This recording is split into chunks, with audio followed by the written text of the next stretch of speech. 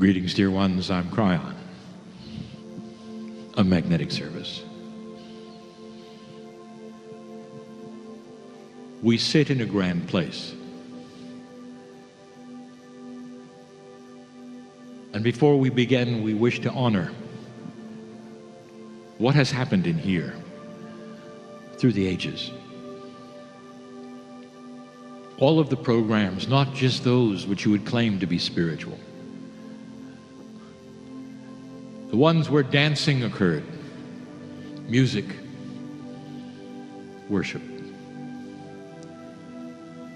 This stays in these places, dear ones, and helps to build a confluence of energy that helps those who would come for the next one.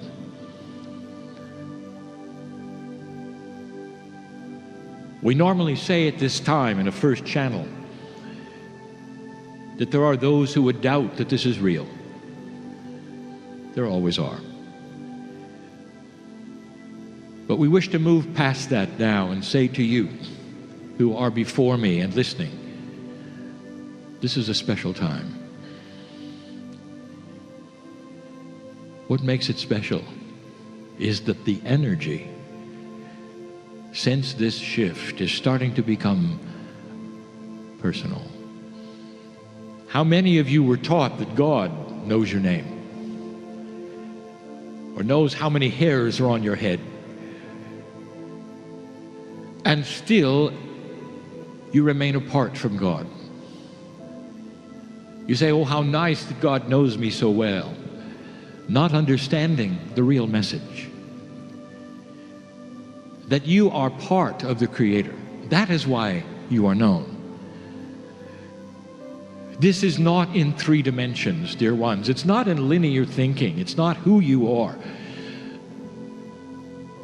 When you start to try to analyze the face of God, you realize there's no face. There can't be a face. The Creator of the universe, the one who created love itself, has no human face. What is the constitution of God? There isn't one. When the nature lover hugs a tree and the tree hugs them back, they feel Gaia. They feel the beauty of the planet as it hugs them back and fills them with love. And so how is it that you imagine Spirit? The 4 channelings today, I want to create one theme. And that is from the standpoint of the Creator. How does the Creator deal with you? Now, in order to really understand this, human beings, you have to know that you really do have free choice. You have free choice not to believe anything that's happening on this stage. You have free choice not to feel the entourage that is here who knows you. You have free choice to ignore the hands that are out, literally from the creative source, that said, aren't you tired of the problem that you brought here today? And you're free to ignore all of it. You're free to turn this down. That's free choice. You're also free to look and say, is it possible that Spirit is bigger than anything I've been told? Is it possible that I was born magnificent and that all of this time I really didn't know it?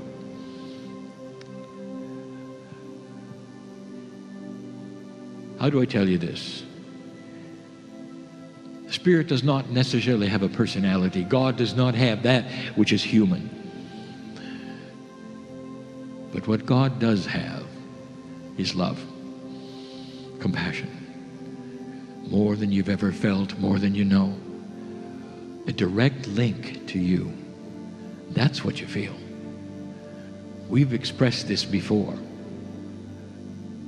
But what about the human being who has free choice Does that mean that God then steps back and then lets you discover things? Or is there a bias in love? Is it possible that what you conceive as spirit or God is biased in love and doesn't necessarily step back and let you do whatever in free choice, but is always hovering there? And that's what we want to tell you. That's the hovering God. That's the one that lets you have free choice, but is right there in case you make decisions. So let's talk about that. Is it possible that God creates situations that might make you look? Now let's get the terminology right. There are those who say, I awakened. Others who would say, I was in black and white and I discovered color.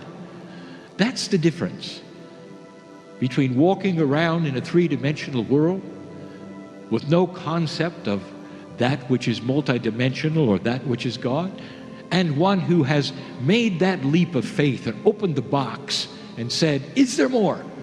Show me. The ones who are here today, sitting in the chairs, in a vast majority, are the ones who are beginning to ask the questions. There are a few here just to look. There's no judgment of any of that. But here's what I want to tell you. Number one, God is so aware of you. And the bias is this, that all around you are signals and situations if you want to look. You don't look upon a blank slate. You look upon love and compassion.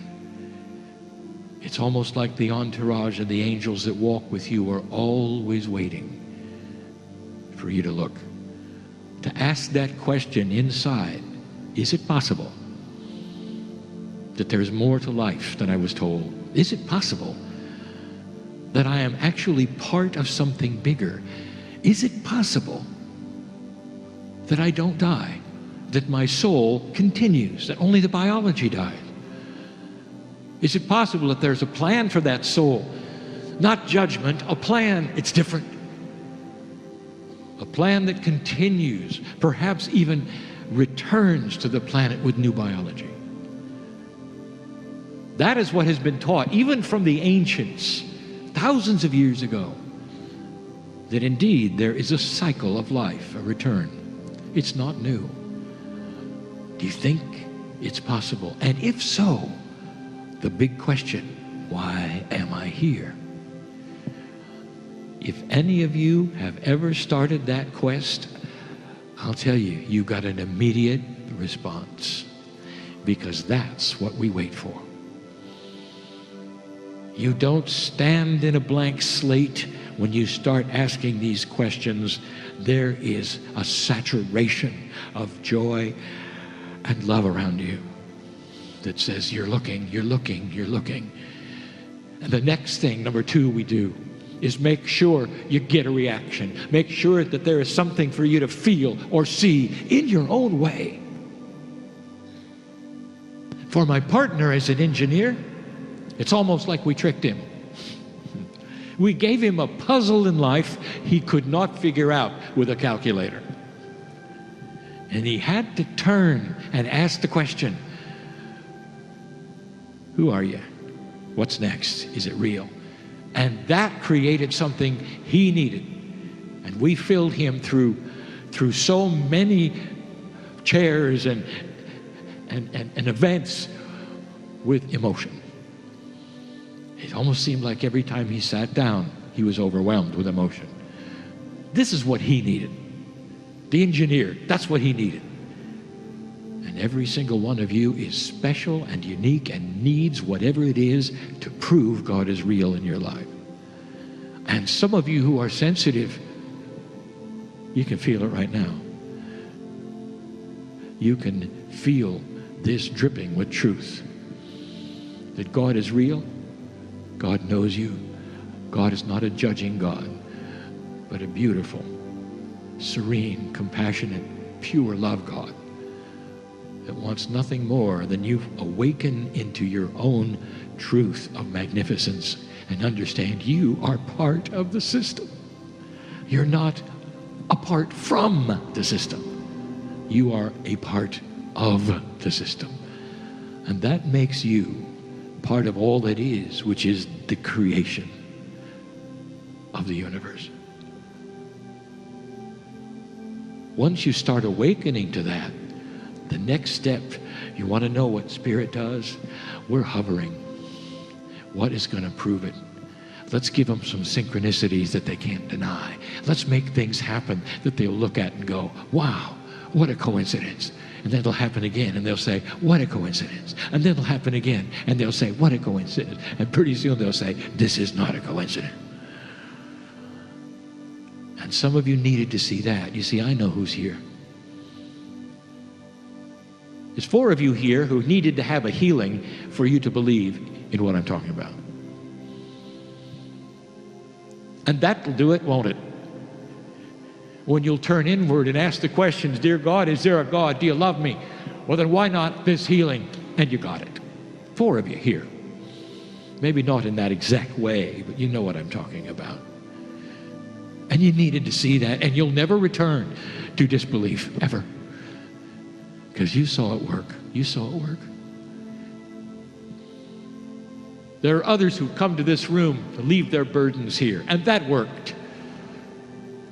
Did you know it doesn't matter what building you're in or if you're in a field? It doesn't matter how you're dressed or where you are. If you ask the right question, Spirit is there. Because you carry with you a piece of the creation. You can't hide from it. You can't be alone. And so that's the second attribute. That on our side of the veil, not only do we make it easy for you to look if you were to ask the question with free choice, but we also fill the cup. We start to fill the cup because you start understanding how it works. And the third part is we try to make it so you're never alone, and you know it, and you know it, and you know it. So that any time you start doubting and go to your knees or stand up and reach to the sky, you're going to feel us.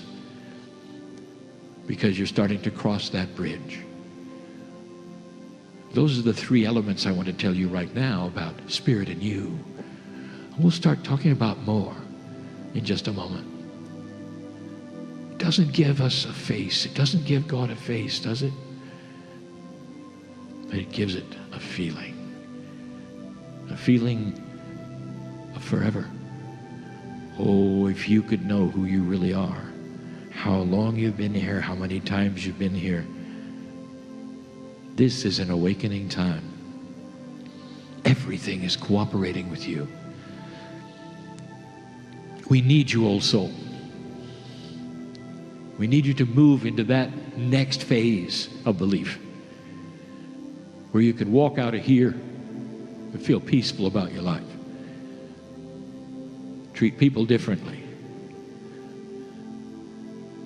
Start to have a countenance that doesn't match the situation. People will say, why are you so peaceful? What's going on? That's coming.